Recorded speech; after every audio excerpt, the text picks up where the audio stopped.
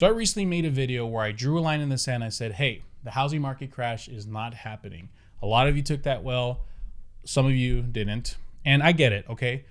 I know everybody has agendas and you guys think I have some kind of hidden agenda. People are like, oh man, your broker made you made that video. Dude, no one's making me do anything. The last time someone tried to make me do something, I was supposed to lose a lot of weight, but it didn't work out. Let me start off by saying this. What I find very interesting with these housing market videos is they like to kind of give this sense of like negativity, like things are really bad.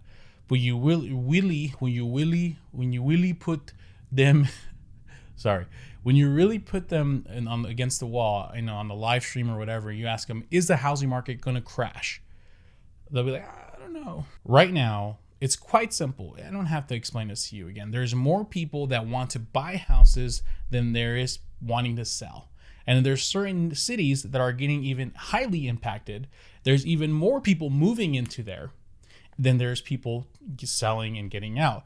And right now, homeowners, I should say, don't want to sell because if they sell their property, they need to buy another. And if they buy another, they need to have some kind of reason to do it. So really the only true motivation of people selling right now is 3 reasons.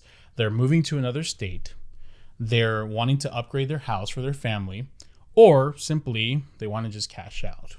Okay, all these people saying all these foreclosures are coming because of the moratorium. Guys, I don't think you understand how much of a shortage of listings there are. Right now, we have like 4,000 or 5,000 listings in Phoenix. If we were to get 4,000 or 5,000 brand new foreclosures just right now hit the market, we're still lower than where we're supposed to be. And I'm sure a lot of cities are like that. This isn't just Phoenix. So I think people are grossly understating this. And also, heads up, who's going to foreclose really? Let's just really think about this. The people that are buying now that you guys are saying, oh gosh, these people are overpaying for their houses, are either paying cash or they have this massive down payment because they're coming from other states, or they have extra cash in the bank because they wouldn't be able to, waive their appraisals if they didn't have the extra cash. The existing homeowners that haven't taken a forbearance are comfortable with their monthly payment because they bought years ago when things were super cheap. And the people that are struggling to make their monthly payment right now have a crap load of equity in their house. I think one massive thing that people aren't really realizing is this idea of having a house for 3 or 5 years is gone. I think housing from this point on is going to be like generational. Like you're going to have a house for generations now because it's so expensive to buy. So it's just a huge, mindset shift for sure. Let me just break it super simple for you guys. Right now, what sucks about this market is the competition. People are forced to do things to be able to compete with people who are coming in cash. And there are certain states like mine where there's a huge amount of migration happening from certain states, not just California. They're coming from everywhere. They're cashing out of their properties and someone else is buying their property, believe it or not. So it's not like these houses are going, homeless. People are forced to compete with those people, or people that are just wanting to offer more because the value they see in these properties are way higher than what it's listed for. When the migration stops, then there will be not so much competition. The only people left buying are going to be the home buyers that have been living in these states for a long time. And they're going to be like, I don't want to spend $50,000 more on that house. I think I'm just going to offer you list price. I think what will happen is when the migration stops, which if you ask me when it's going to stop, I thought it was going to stop soon, but what's happening is we have our guinea pigs, right? Our first wave of people that moved out, and they're saying, the uncles and cousins and aunts are watching them move out, and they're going, you know what? Let's see how he does first in the state. And then they ends up buying something, and they go, hey, this state's great. Okay, now let's all go, right? There's gonna be a third wave of people moving out. So I don't think it's slowing down for the next 6 months to a year. I hate to break it to you guys, but there's certain cities and states that are just gonna stay more expensive. Or it will get to the point where these out-of-state buyers are going to be like, you know what, that price kind of resembles where I'm coming from, so I'm just going to offer list price on it. Things are just going to stay expensive in some cities and states because the cost of owning a home, of having a mortgage, has now increased in this country.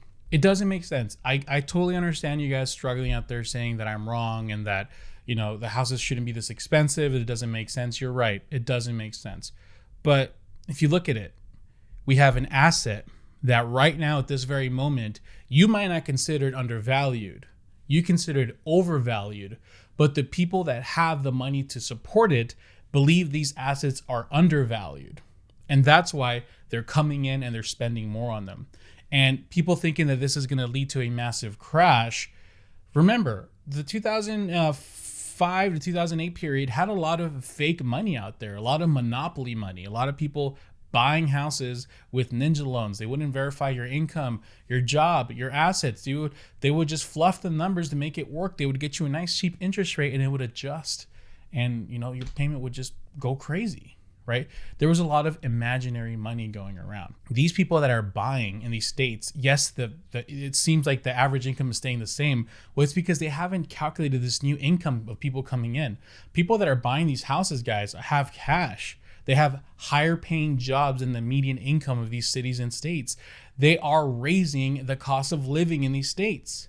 So what's going to happen, there's going to be a secondary migration of people who are no longer able to afford there and spreading out. And you know what the real travesty is? People always talk down about Californians, but the reality is there's been generations of people living in California who have been there. Their grandfathers, their great grandfathers were farmers there, or whatever they did. They've been there. And this California became this celebrity culture, and people from all over the country and in the world wanted to come and make it their own home. So these people are being forced out of their houses, out of their area, because that prices of real estate have gone so expensive in their cities because of other people moving to their state.